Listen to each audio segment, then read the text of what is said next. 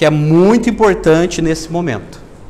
Mateus capítulo 21, e hoje, pela graça de Deus, nós estamos retornando no Evangelho de Mateus, e pela graça de Deus, vamos começar um novo capítulo.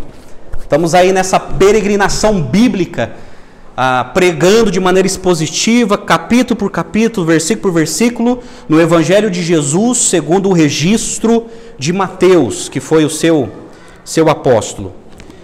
Mateus, capítulo 21, eu quero ler com os irmãos do verso de 1 a 11. De 1 a 11.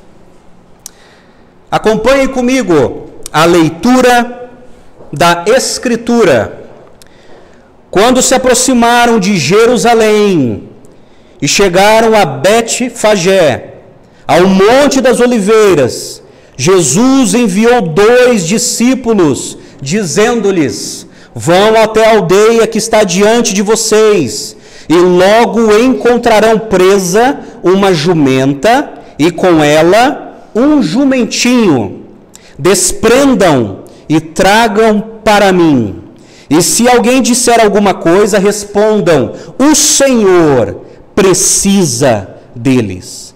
E logo ele deixará que vocês tragam os animais. Ora, isso aconteceu para se cumprir o que foi dito por meio do profeta: digam à filha de Sião: eis que o seu rei vem até você, humilde, montado em jumenta e num jumentinho, cria de animal de carga. Indo os discípulos, e tendo feito como Jesus lhes havia ordenado, trouxeram a jumenta e o jumentinho. Então puseram em cima deles as suas capas, e sobre elas Jesus montou. E a maior parte da multidão estendeu as suas capas no caminho. E outros cortavam ramos de árvores, espalhando-os pelo caminho. E as multidões, tanto as que iam adiante dele, como as que o seguiam, clamavam: Hosana ao filho de Davi, bendito que vem em nome do Senhor, Hosana nas maiores alturas. E quando Jesus entrou em Jerusalém, toda a cidade se alvoroçou e perguntavam: quem é este? E as multidões respondiam: este é o profeta Jesus, de Nazaré, da Galileia. Até aqui. Vamos orar? Pai amado, fala conosco, ó Deus, através das Escrituras, ó Pai. Nós dependemos do Senhor, ó Deus, nós precisamos ouvir a Tua voz, através da exposição das Escrituras. É assim que Tu nos falas, é assim que o Senhor nos fortalece, é assim que o Senhor nos esclarece. Ó Deus, que o Teu Santo Espírito nesse momento possa iluminar nossa mente para entender a palavra do Senhor.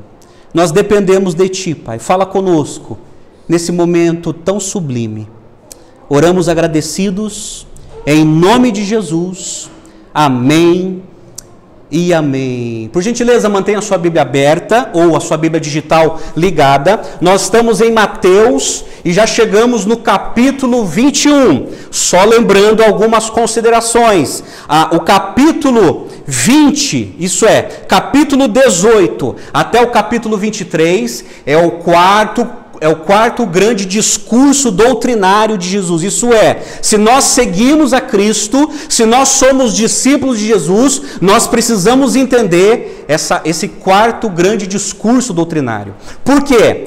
Capítulo 18 até o capítulo 23 de Mateus são regras e diretrizes para a igreja. Isso é, a comunidade dos discípulos, as pessoas que Jesus chamou para o seguirem. No entanto, se somos seguidores de Cristo, precisamos entender esse discurso doutrinário e principalmente colocá-los em prática na nossa vida como igreja e como discípulos de Cristo. Pois bem, quando você lê Mateus capítulo 21, ela tem a seguinte estrutura na Bíblia. Verso de 1 a 11 fala que Jesus entra em Jerusalém. Verso de 12 a 17, a purificação do templo. Verso 18 a 22 fala sobre a figueira sem fruto. Verso 23 a 27, a autoridade de Jesus. Verso 28 a 32, a parábola dos dois filhos. E verso 33 a 46, a parábola dos lavradores maus. Mas a questão é o seguinte: qual é o propósito de Mateus 21? Quando o Espírito Santo usou a vida de Mateus e ele começou a redigir esse texto, e o Espírito Santo foi lembrando dele desses acontecimentos, esse capítulo 21 tem alguns propósitos. Por exemplo, verso de 1 a 11, a gente vai ver hoje a entrada triunfal do rei em Jerusalém. Verso de 12 a 17 fala sobre o zelo do rei. Verso 18 a 22, o juízo do rei. Verso 23 a 27, a autoridade do rei. E para finalizar, verso 28 a 46, as parábolas do rei. E hoje eu quero trabalhar com vocês, eu quero pensar com vocês do verso 1 ao 11, que fala sobre a entrada triunfal do rei em Jerusalém. Mas qual é a grande lição de Mateus capítulo 21, verso de 1 a 11? Nós vamos ver aqui, gente, que Jesus ele foi aclamado. A aclamação do rei. Jesus foi recebido em Jerusalém como rei. Mas depois, na caminhada da exposição do capítulo, nos outros domingos, veremos que Jesus foi rejeitado. Rejeitado. Porque o mesmo povo que gritou, Hosana, bendito aquele que vem em nome do Senhor, são os mesmos que gritarão, crucifica-o, crucificam. Pois bem, a semana da paixão, que foi seguida pela ressurreição, começa aqui. Essa é a semana crucial da paixão. Jesus entrará em Jerusalém para ser aclamado publicamente. Essa é a hora mais esperada do seu ministério. Estava se cumprindo o seu desejo e propósito eterno. Sua hora havia chegado. Ele veio para dar a sua vida e agora estava entrando de maneira triunfal em Jerusalém para cumprir esse plano eterno do Pai. Ele estava entrando em Jerusalém para participar pela última vez da festa da Páscoa. A festa da Páscoa era o prazer dos judeus e era o desespero dos romanos. Era festa para os judeus, mas para os romanos era um momento de grande apreensão devido às possibilidades de acontecer alguma confusão pelos zelotes. Os zelotes eram um grupo guerrilheiro de judeus que queriam se livrar do domínio romano e eles queriam fazer isso através da espada. Aí, eles aproveitavam essa aglomeração para produzir perturbação. Foi nessa maior festa pública dos judeus que Jesus se dirigiu a Jerusalém para morrer. Ele desejou que toda a cidade soubesse disso. Algumas coisas Jesus fez e falou fora dos olhares da multidão. Mas, quando chegou o tempo da sua morte, ele fez sua entrada pública em Jerusalém.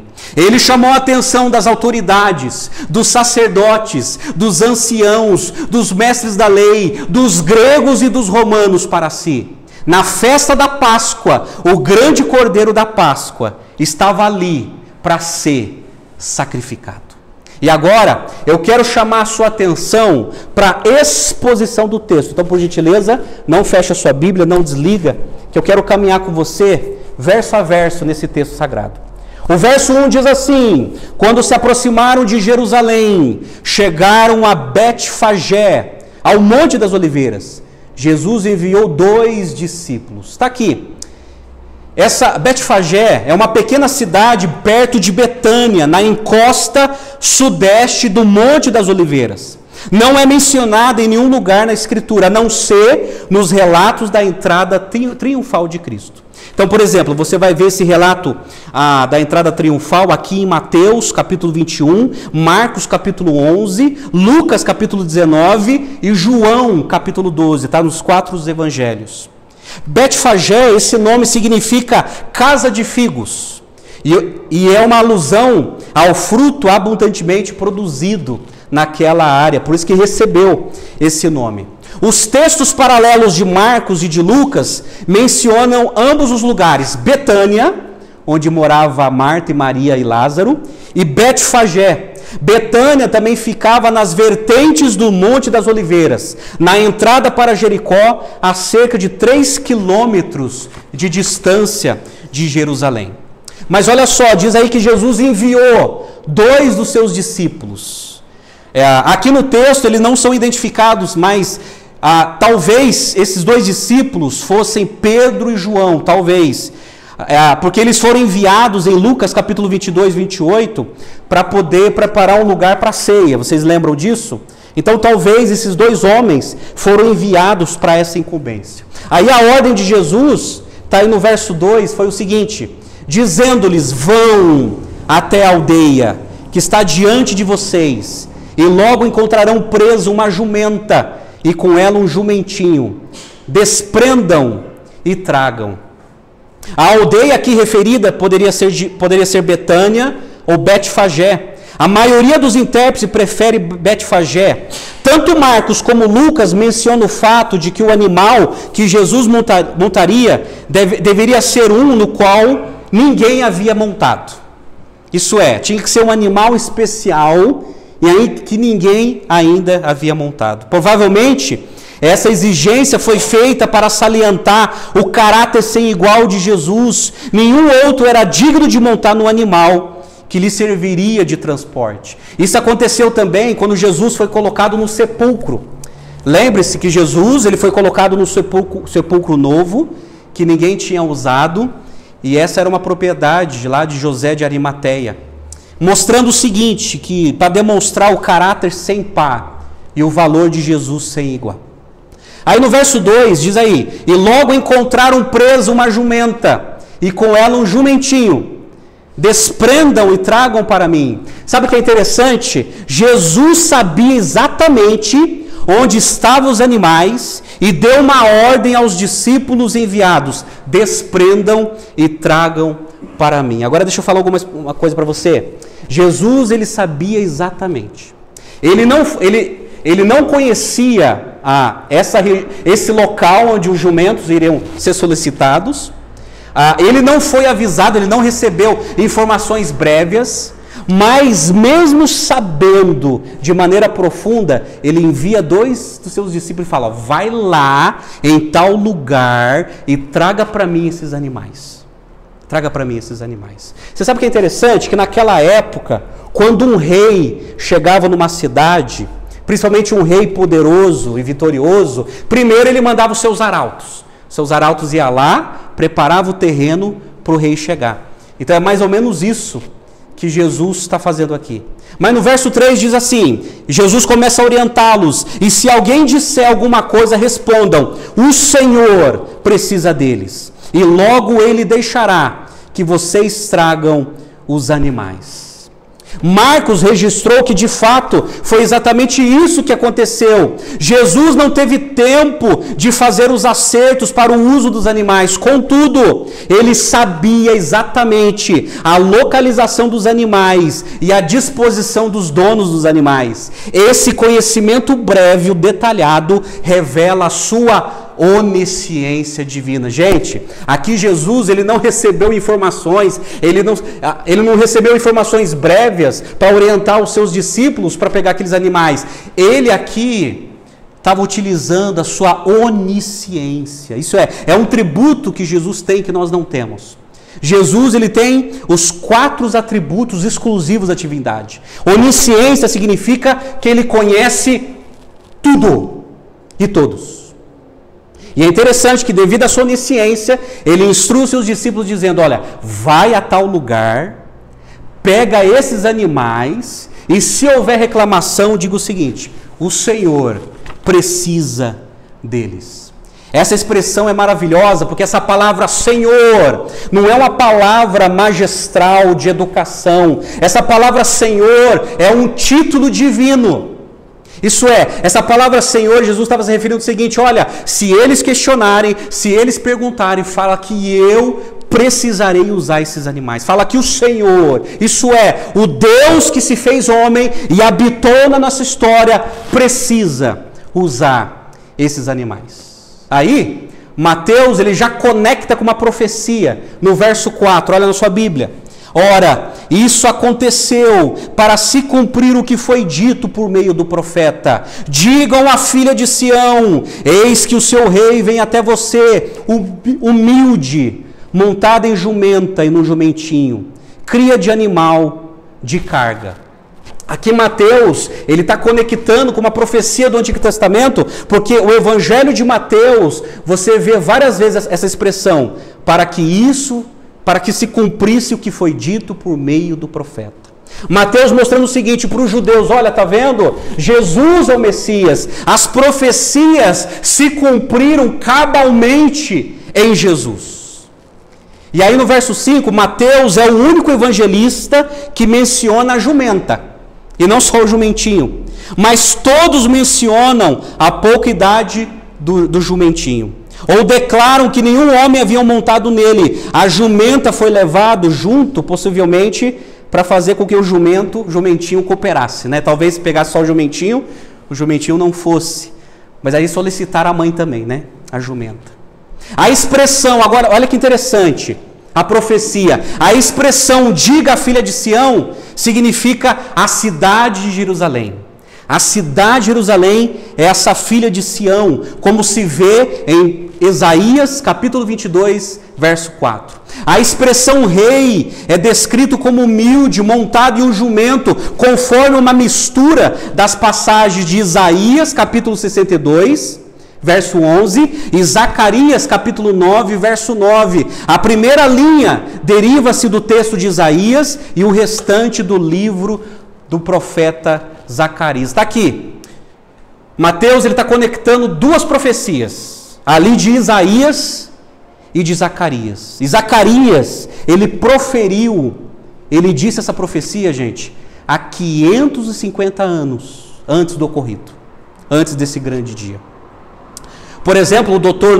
Norman Champlin, que é um erudito, explicando sobre o que estava acontecendo, ele escreveu assim, abre aspas, muitos comentaristas têm mencionado o fato de que os reis montavam em cavalos e não em jumentinhos, e que esse animal não seria considerado digno de um rei. O cavalo é um animal de guerra, que demonstra o orgulho. Jesus, porém, não apareceu com carruagens e cavalos, acompanhado por soldados armados, como seria usual no caso de um rei. Não imitou os conquistadores e homens violentos da terra. Pelo contrário, veio como príncipe da paz.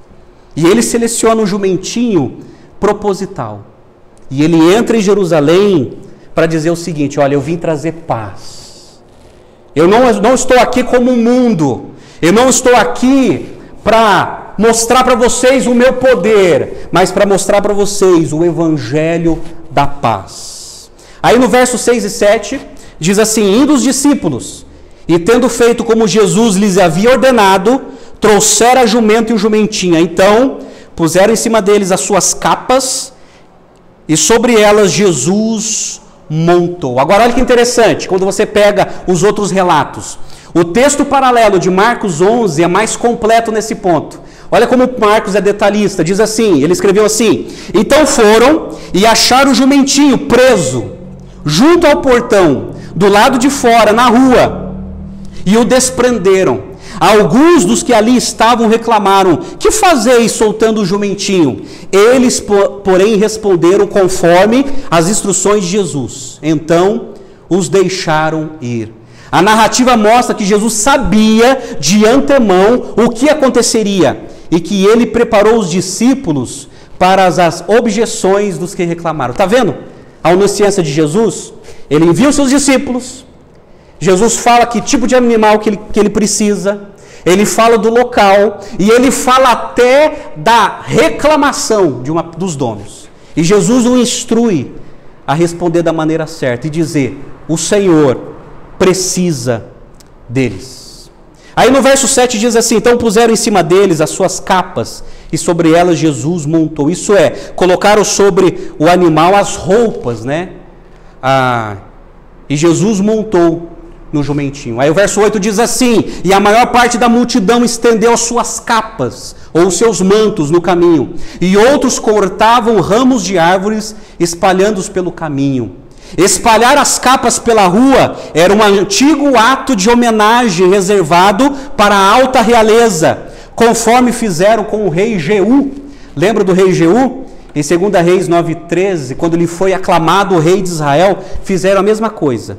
Jogaram os seus mantos diante do caminho do rei Jeú. Provavelmente esses ramos, diz alguns historiadores, compunham-se de murta e salgueiro, juntamente com palmas. Por exemplo, o historiador Robert Gundry, ele escreveu o seguinte: os ramos de palmeiras que as multidões espalharam pelo caminho simbolizavam o nacionalismo judaico, conforme fica demonstrado nas moedas cunhadas com palmeiras, emitidas pelos judeus daquele período. A utilização de ramos de palmeiras nessa oportunidade demonstrou que as multidões ainda tinham em mente o aparecimento de um Messias nacionalista e político. Gente, sabe o que estava acontecendo aqui? Sabe qual era a expectativa de Jerusalém? João capítulo 12, João nos narra que Jesus tinha multiplicado pães e peixes, que ele tinha ressuscitado Lázaro ali em Betânia, e depois de todos esses eventos, ele se aproxima de Jerusalém para participar da Páscoa. Na cabeça dos judeus naquela época era o seguinte: olha, o nosso Messias chegou. O nosso Messias, mas a mentalidade que eles tinham era um Messias político e militar, porque esse Messias, ele pode multiplicar comida para sustentar os soldados, e se os soldados morrerem da batalha, esse Jesus, esse Messias, pode ressuscitá-los. Esse é o nosso Messias tão esperado. Então, gente, essa era a expectativa na cabeça de muitos ali, naquele povo. E no verso 9, diz aí: as multidões, tanto os que iam com Jesus, tanto os que seguiam, clamavam: Hosana ao filho de Davi, bendito o que vem em nome do Senhor, Hosana nas maiores alturas. Isso é, eles estavam clamando. Agora olha só, o que significa Hosana ao filho de Davi? Hosana significa salve. Hosana significa salva-nos, salve agora. Pedimos a ti, salva-nos. E filho de Davi, vocês lembram que é uma profecia que diz que o Messias viria da descendência de Davi. E eles começam a gritar essa frase que faz parte dos Salmos, dizendo: Hosana, salva-nos, Senhor, salva-nos, Senhor, porque na cabeça de muitos, eles pensavam que Jesus iria livrá-los do cativeiro romano, do domínio romano. E eles falaram assim: bendito o que vem em nome do Senhor. Bendito era uma palavra compreendida como uma bênção invocada sobre todos os peregrinos que vinham participar das festas religiosas, mas o texto mostra que foi uma aclamação especial dirigida a Jesus. Isso é, esse é o ungido do Senhor. Interessante que o texto paralelo de Marcos 11 emprega outras palavras importantes que Mateus não relatou. Marcos escreveu assim: bendito o reino que vem, o reino do nosso pai Davi.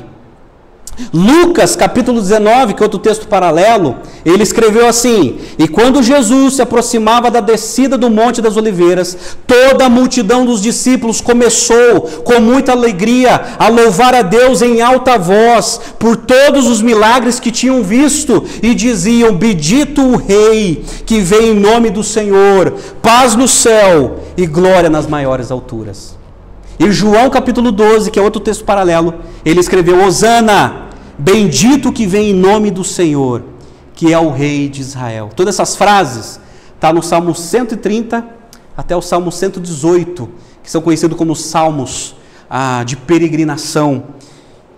E eles diziam: Hosana nas maiores alturas. Isso é, esse é o Messias que Deus nos enviou. Da mesma forma que esse Messias foi adorado nos céus pelos anjos, agora ele está aqui na nossa cidade e nós temos a oportunidade de adorá-lo. Aí no verso 10 diz assim: quando Jesus entrou em Jerusalém, toda a cidade se alvoroçou e perguntavam: quem é este? Essa palavra alvoroçou no grego, gente, tem um sentido de terremoto. Isso é, quando Jesus chegou na cidade de Jerusalém, foi um grande evento. Foi um mega evento. A cidade foi abalada. Isso é, todos, ou a maioria, foram ver quem é este Messias. E muitos perguntavam, quem é este? Quem é este que estão vindo? Agora, sabe o que é interessante? Na cidade de Jerusalém houve duas reações.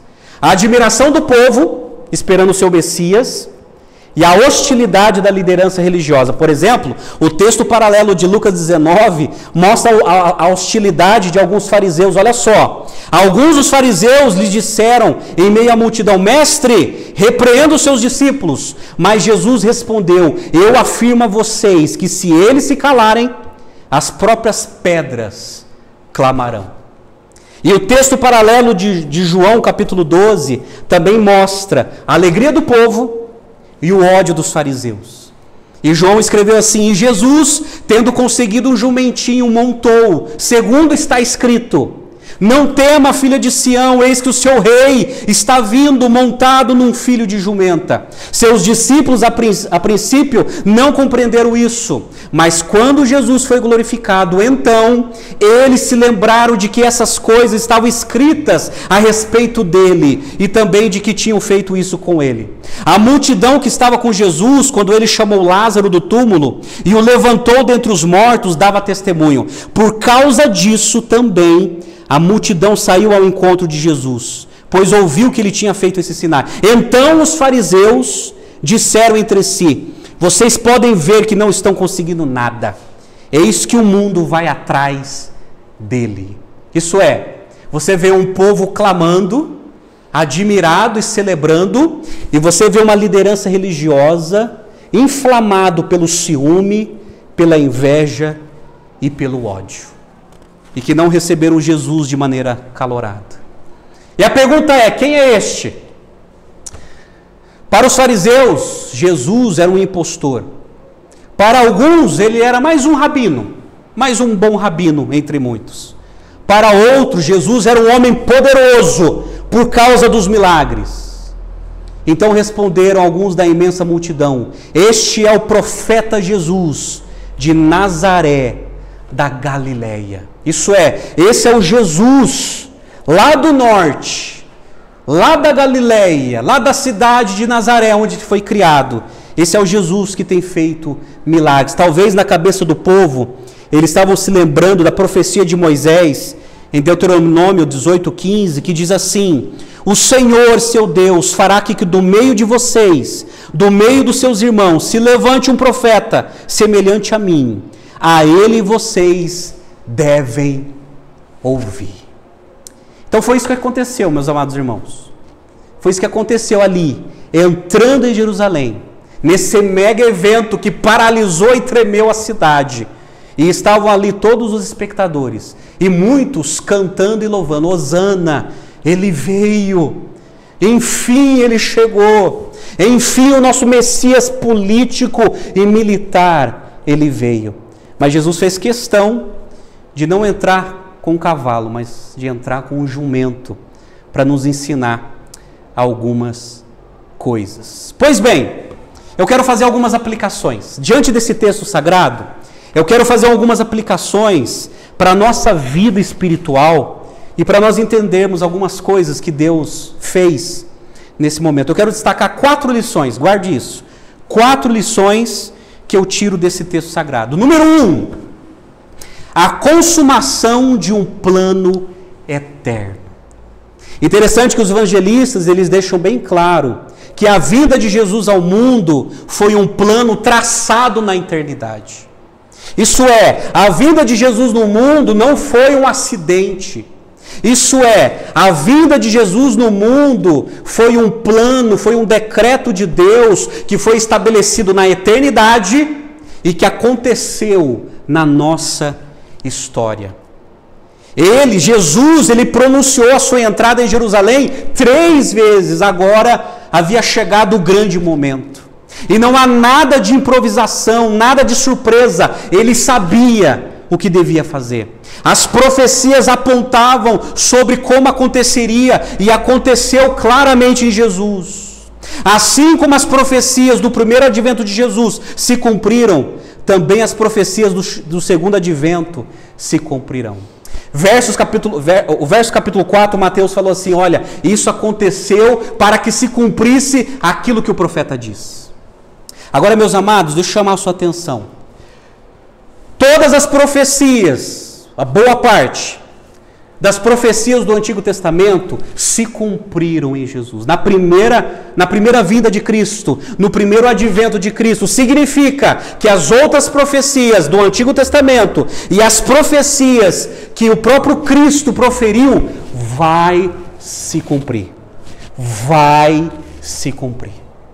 Sabe por quê? Porque esse é o plano eterno de Deus. Jesus veio ao mundo como homem para nos pregar o Evangelho e Ele prometeu voltar pela segunda vez.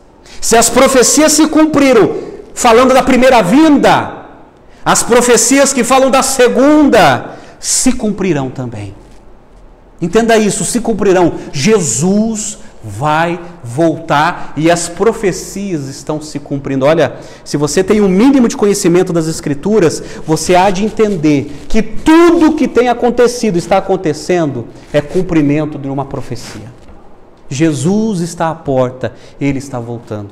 Em Mateus 24, verso 30 a 31, Jesus, ele entrega uma profecia para os discípulos e ele disse assim, então, falando da sua segunda vinda, aparecerá no céu o sinal do Filho do Homem, todos os povos da terra se lamentarão e verão o Filho do Homem vindo sobre as nuvens do céu com poder e grande glória. Ele enviará os seus anjos com um grande som de trombeta, os quais reunirão os seus escolhidos dos quatro ventos, de uma a outra extremidade dos céus. Jesus voltará.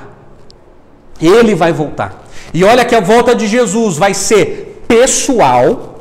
Ele vai vir pessoalmente. Vai ser visível, todo olho verá. Vai ser audível, ouviremos o som da trombeta e vai ser glorioso. Ele voltará.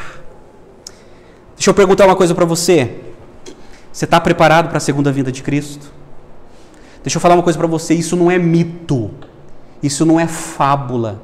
Se profecias foram cumpridas cabalmente na vida de Jesus, falando da primeira vinda, as outras profecias se cumprirão, falando da segunda vinda também. E esse é o plano eterno de Deus. Esse plano já foi decretado, esse plano já foi estabelecido. Ele enviou o seu Filho ao mundo para cumprir essa missão, para nos trazer o Evangelho da salvação. E Ele disse que um dia Ele voltará. Ele voltará. Ele voltará. Então precisamos entender que tudo isso é a consumação de um plano. Olha, não fique assustado pelas coisas que têm acontecido. Descanse em Deus. Tudo isso faz parte de um plano, por mais que eu não entenda, por mais que eu não racionalize para explicar, Deus está no controle de todas as coisas. Amém? A segunda grande lição que eu destaco desse texto sagrado é a demonstração de uma humildade. A demonstração de uma humildade. A entrada de Jesus em Jerusalém foi extremamente humilde. Ele não entrou montado num cavalo fogoso, acompanhado de carruagens reais, não entrou bradindo uma espada, nem acompanhado de um exército, não veio como um conquistador político, mas como um redentor. A entrada triunfal de Jesus em Jerusalém foi totalmente diferente daquelas celebradas pelos romanos. Por exemplo, quando um romano voltava para Roma, um general que veio de uma campanha de guerra, quando ele voltava vitorioso, ele desfilava com uma carruagem de ouro. Os sacerdotes queimavam incenso em sua honra diante do panteão dos deuses romanos. O povo gritava o seu nome e seus cativos eram levados para as arenas para lutarem contra os animais selvagens. E Jesus não fez nada disso. Jesus não precisou de nada disso, porque não foi a sua intenção. Ele entrou montado num jumentinho, mostrando o seguinte: olha, eu vim trazer a paz. Eu não vim com espada, eu não vim com cavalos, mas eu vim para trazer para vocês uma outra mensagem. uma outra mensagem. Jesus usa o animal mais humilde. Naquela época, gente, os grandes conquistadores gostavam de entrar com cavalos brancos, aqueles cavalos bem fortes, e entrava todo pomposo, com todo o glamour, e o povo gritando o seu nome. E Jesus entra ali humildemente, com um jumentinho, sabe? Não preocupado com prestígio, não preocupado com poder, e ele entra ali, em Jerusalém, usando um simples jumentinho, um simples animal. Eu aprendo aqui a questão da humildade. Nós precisamos também sermos humildes como Cristo foi. Nós precisamos também ter a mesma intenção de Jesus. Não nos importa, meus amados, não nos importa fama, sucesso, prestígio, poder. Isso não pode conquistar os nossos olhares, e muito menos o nosso coração. Jesus não tinha intenção nenhuma de entrar naquela cidade montado num cavalo, levando uma espada, mas ele mostra a sua humildade entrando em Jerusalém, sentado num jumentinho, mostrando a sua humildade, mostrando o seguinte: olha, o poder do mundo são falsos, o poder do mundo são vazios, porque todo rei que estabeleceu o seu reino, muitos deles acabaram. Cadê o Império Romano? Cadê o Império Grego? Cadê o Império da Babilônia? Cadê o Império da Síria? Cadê o Império da Pérsia? Todos foram destruídos. Todos. Cadê o glamour? Cadê o ouro? Cadê as vitórias? Foram todos desmontados diante da história. E Jesus entra ali, humildade. Por isso que Jesus ensinou em Mateus 5, no Sermão do Monte, ele fala assim: bem-aventurados os humildes de espírito, porque deles é o reino do céu. Sabe o que é humilde de espírito? Aquele desprovido de orgulho. Aquele que reconhece o que ele é e é desprovido de qualquer soberba, de qualquer orgulho. E tem aquela posição de servo. Humildade. O apóstolo Pedro lembrou-se disso e escreveu em sua primeira carta, capítulo 3, verso 8: finalmente, tenham o mesmo modo de pensar, sejam compassivos, fraternalmente amigos, misericordiosos e humildes. E o apóstolo Paulo escreveu a sua carta em Romanos 12:3: porque pela graça que me foi dada, digo a cada um de vocês que não pense de si mesmo além do que convém. Pelo contrário, pense com moderação, segundo a medida da fé que Deus repartiu a cada um. Aqui, Jesus, a humildade de Jesus, gente, ele está quebrando, desmontando qualquer pretensão humana de poder. Por isso que tem muita coisa, meus amados, que eu não acredito. Tem muita teoria que eu não acredito. Olha, quando você levantar de manhã, olhe no espelho e diga: você é campeão. Faça cócegas no seu ego. Desperte o gigante que há em ti. Para com isso, humildade. E a humildade é uma virtude celebrada e contemplada em Cristo, que nós precisamos ter também. Deus nos ajudará, mas melhor ser humilde do que ser cego pelo poder. Melhor ser humilde do que ser seduzido pelos prestígios temporais desse mundo. E Jesus, ele dá uma lição. Ele entra na grande Jerusalém montado em um jumentinho. É a sua demonstração de humildade. A terceira lição que eu destaco no texto sagrado é o perfeito conhecimento de Jesus.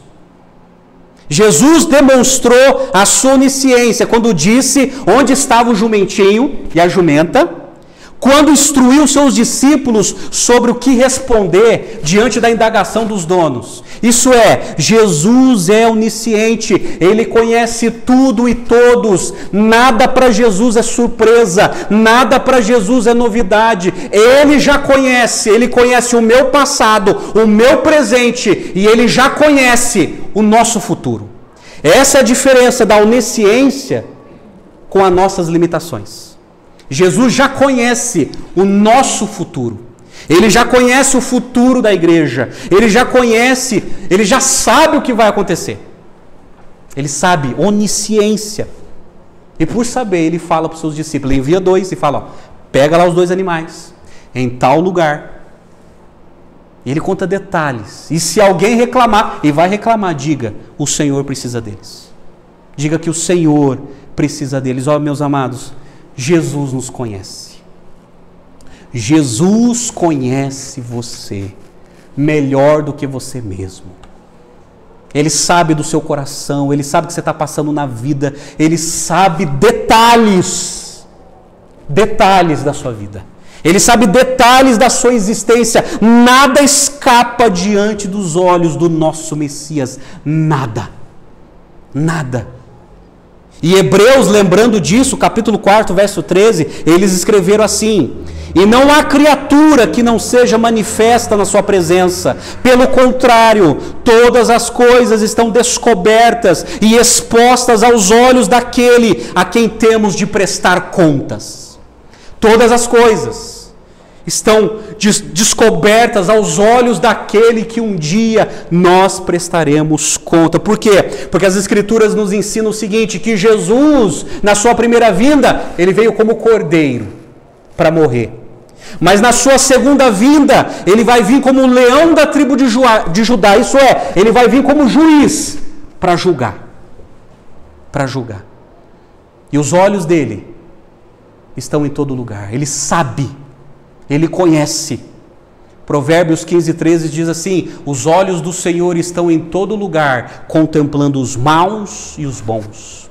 Daniel capítulo 2, verso 22 diz assim: Ele conhece o profundo e o escondido. Ele sabe quem está em luz e Ele sabe quem está em trevas. Ele conhece.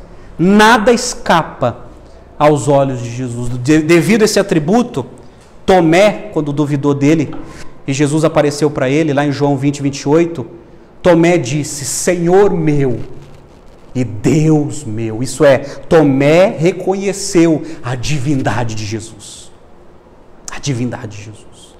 Que Jesus é Deus, é o Deus que se fez homem e veio habitar entre nós. E Ele tem a onisciência, Ele conhece a nossa vida, Ele conhece a sua vida. Ele conhece o seu coração. Ele conhece as suas lutas, Ele conhece as suas batalhas, Ele conhece as suas alegrias, Ele conhece as suas ambições, Ele conhece os nossos pecados, Ele nos conhece. E nada escapa aos olhos de Cristo devido ao seu perfeito conhecimento. E Ele conhece detalhes da nossa vida. Amém? O Salmo 139 diz que Ele nos conhece quando nós estávamos entretecidos no ventre da nossa mãe. Quando o nosso corpo estava em desenvolvimento, Ele já as conhecia. Ele nos conhece. Ele nos conhece. A quarta e última lição que eu destaco desse texto sagrado é a proclamação pública do Messias. A multidão proclamou que Jesus é o Messias. Essa proclamação focou 3 verdades. Olha só, presta atenção. Você pode esquecer tudo que eu falei nessa noite, mas guarde isso aqui. Aquilo que o povo falou.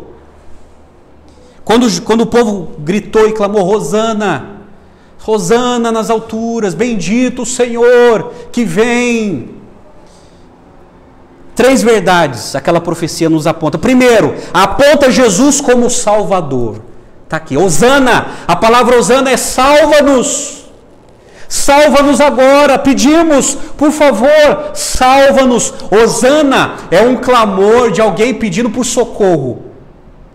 É um clamor de uma pessoa estendendo a mão: olha, me ajuda. Eu estava esperando tanto por você, me ajuda. Mostrando o seguinte, que Jesus, Ele é o Salvador. A multidão gritou: Hosana ao filho de Davi, bendito que vem em nome do Senhor. Hosana nas maiores alturas. Isso é, Jesus é o nosso Salvador. O nosso Salvador. Mas daí a gente pode pensar: mas salvar do quê? Salvar do quê? No que eu preciso ser salvo? No que esse povo ficou gritando que precisava de salvação? Apesar que na mentalidade deles era uma libertação política. Mas Mateus, ele está usando essa profecia dizendo o seguinte, olha, esse Cristo é o nosso Salvador. E quando eu falo de salvação, eu tenho que transportar você para o Jardim do Éden. Você sabe que Deus criou os nossos primeiros ancestrais, Adão e Eva. E essa narrativa não é um mito e nem uma linguagem metafórica, é uma linguagem literal e histórica. Isso é, Deus criou nossos primeiros ancestrais para que eles vivessem para a glória de Deus e desfrutassem da verdadeira alegria que só Deus pode dar. Mas eles, pela incredulidade, inflamada pela tentação de Satanás, eles desobedeceram a Deus e comeram daquele fruto do conhecimento do bem e do mal. E diz as Escrituras que quando eles desobedeceram a Deus, o pecado de Adão e Eva contaminou toda a raça humana. Toda a raça humana, isso é, a Bíblia nos diz que nós herdamos o pecado e a culpa de Adão e Eva. Isso é chamado de pecado original. E o rei Davi entendeu tanto isso que no Salmo 51, verso 5, ele diz que todos nós nascemos em pecado. Isso é, nós herdamos o pecado de Adão e Eva. E a Bíblia diz que por causa desse pecado, o efeito desse pecado foi separar o ser humano de Deus. Isso é, o ser humano não consegue ter comunhão, relacionamento com Deus. O apóstolo Paulo entendeu tanto isso que em Romanos 3:23 ele escreveu assim: porque todos pecaram e estão separados da presença gloriosa de Deus. Isso é, o pecado de Adão e Eva provocou isso, essa ruptura. Isso é, o ser humano pecador não consegue ter relacionamento com Deus Santo. Existe um abismo, existe uma ruptura.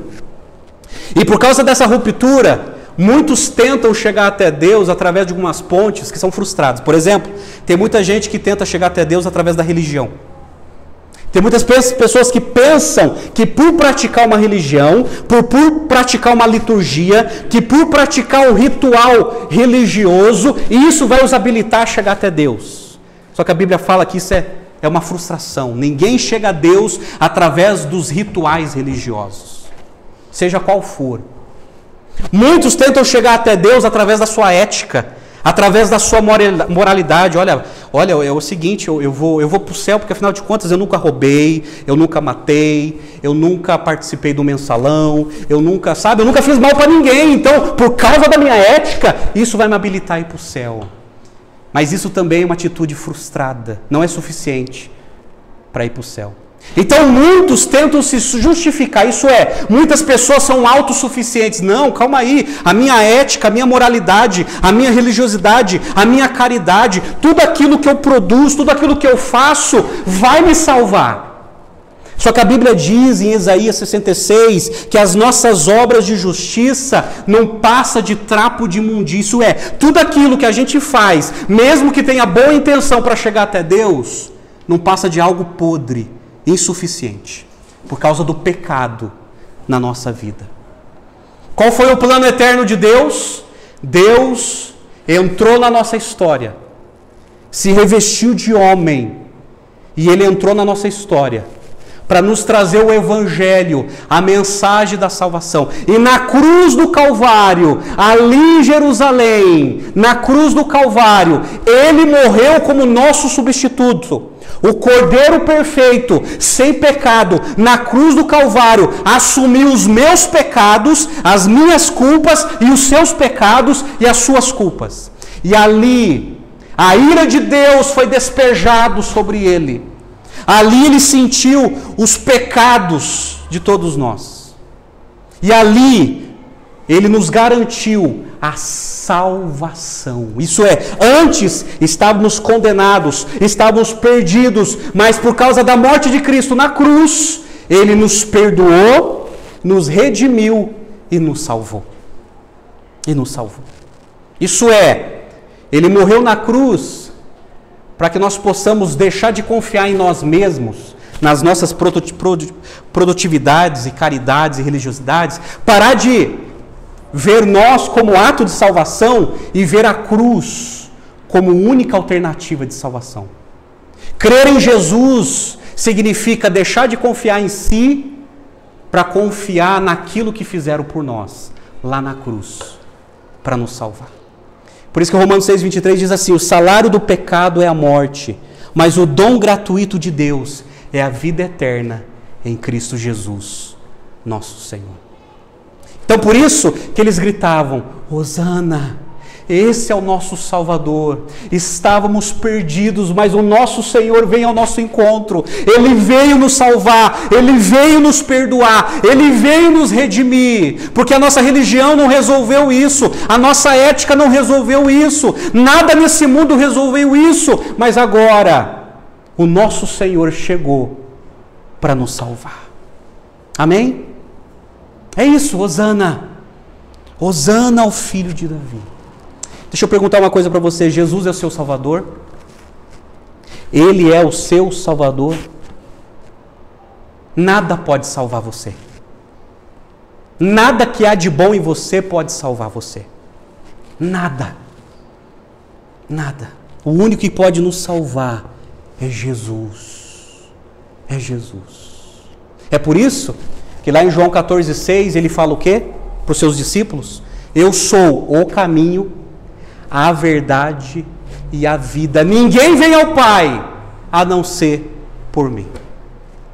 Ele não fala assim: eu sou um dos caminhos entre tantos que existem, escolhe um para se salvar. Eu sou uma das verdades entre tantas que existem, escolhe uma para se redimir.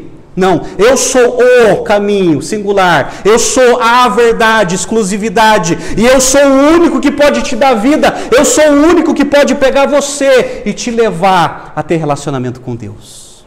O apóstolo Paulo entendeu tanto isso que em 1 Timóteo 2,5 ele escreveu assim: pois há um só Deus e um só mediador entre Deus e os homens, Jesus Cristo, homem. Jesus é o único mediador que tem o poder de nos levar até Deus e ter relacionamento com Deus e desfrutar da presença de Deus. Então a palavra Hosana, ela está apontando para um Salvador, ela está apontando para Jesus como nosso Salvador. Amém? E ele aponta Jesus como Rei. Eis que o Rei vem em nome do Senhor. Jesus é o nosso Rei, meus amados. Deixa eu falar uma coisa para vocês: nós estamos aqui para cumprir a missão de um Rei. Nós somos súditos. Deixa eu falar uma coisa para você: se nós não fazemos parte dessa missão, nós somos egoístas, nós somos carnais, estamos nesse mundo para cumprir as ordens do Rei. Lembra lá em Marcos 11, em Mateus 21, que diz que os discípulos fizeram conforme a instrução de Jesus. Estamos aqui para obedecer o nosso Rei. Se Hosana aponta para o Salvador, que fez algo em nós, que nós não podemos resolver, agora aponta para o Rei, mostrando a nossa vida de santificação. Isso é, estamos aqui para obedecer um Rei. E eu pergunto para você: você tem obedecido a Jesus? Você tem obedecido o seu Rei? Você tem obedecido? Ou a sua vida é centrada em você? Os seus desejos? O seu egoísmo, os seus planos, os seus sonhos. Estamos aqui para cumprir a vontade do nosso Rei. E essa profecia aponta Jesus como profeta, aquele que veio nos revelar a verdade de Deus. A verdade de Deus. Aquele que veio, aquele que nos revelou a sua natureza e missão. Ele nos trouxe a maior mensagem de todos os tempos. Jesus. Jesus é o nosso Salvador, Ele é o nosso Rei, e Ele é o nosso supremo profeta. Veio nos revelar o Pai e a vontade de Deus. E a vontade de Deus. Por isso, eles gritaram: Hosana, Hosana nas alturas, salva-nos. Bendito o Rei que vem em nome do Senhor. Hosana nas alturas. Isso é, da mesma maneira que esse Deus é adorado nos céus, Ele deve ser adorado por nós aqui na terra, porque Ele é o nosso Rei. É o nosso Rei. Amém, meus amados? Fez sentido? Ele é o seu Salvador, Ele é o seu Rei, Ele é o seu profeta. Será que nós possamos dizer: Hosana, Hosana nas alturas, bendito o Rei que vem em nome do Senhor. Ó Deus, eu te adoro, pois vieste ao meu encontro para me salvar. Para me salvar dos meus pecados, que me separava de Ti. Para colocar em mim o Teu Santo Espírito e para me dar algo que eu nunca mereci, a salvação, a redenção. E com essa certeza no meu coração e na minha mente, eu posso crer que um dia estarei no Teu reino, Te louvando, assim como os anjos nas alturas Te louvam. Um dia estarei diante do Senhor, Te louvando e dizendo: valeu a pena Te servir, valeu a pena Te amar. Isso é tão sublime, gente, que em Apocalipse capítulo 19, o apóstolo João, escrevendo aquilo que ele estava vendo, ele vê Jesus sentado no seu trono branco, e na coxa de Jesus está escrito: Rei dos Reis e Senhor dos Senhores. E uma multidão de toda raça, tribo, língua e nação, os seus escolhidos, os seus discípulos, diante dele, o adorando para sempre e para sempre. Aqueles que são de Jesus, aqueles que foram convertidos por Cristo, aqueles que foram salvos por Cristo, um dia estarão diante de Jesus dizendo: Hosana, Hosana nas alturas, bendito aquele que veio, bendito seja o Senhor. Amém? A minha oração é que você tenha a convicção que Jesus é o seu Salvador e que Ele veio para morrer e para nos salvar. E Ele ressuscitou, nos garantindo que um dia Ele vai nos ressuscitar e levar para o seu reino. Amém? Vamos orar? Vamos orar? Ó Pai Celestial, obrigado, Senhor, pela Tua palavra, Senhor, pelas Escrituras sagradas, ó Deus. Obrigado, Senhor, porque o Senhor, através do Espírito Santo, nos fez entender a missão de Jesus aqui nessa terra. Ó Deus, a nossa fé não está nos reis dessa terra. A nossa fé não está nos reis políticos e militares dessa terra. A nossa fé está em Jesus, que é o nosso Salvador e Rei. Ó Deus, abençoe a cada um, Pai, que está aqui, que cada um aqui possa ter essa certeza inabalável e com todo o quebrantamento, ter essa certeza no coração que Jesus é o Salvador. Ele veio cumprir uma missão. Ele veio através da humildade para poder nos trazer tão grande salvação. E um dia, segundo as Tuas profecias, nós o veremos. Todo olho verá, para desespero de muitos. Todo olho verá, para o consolo de muitos. Todo olho verá a volta do Teu Filho amado, buscando a Sua igreja, buscando o Seu povo. Ó Deus, nosso coração anseia por esse grande dia. Enquanto isso, nós cantamos e dizemos: Hosana, Hosana nas alturas, bendito o Rei que vem em nome do Senhor. Hosana nas maiores alturas. E te agradecemos de todo o nosso coração. É em nome do Senhor Jesus. Amém e amém.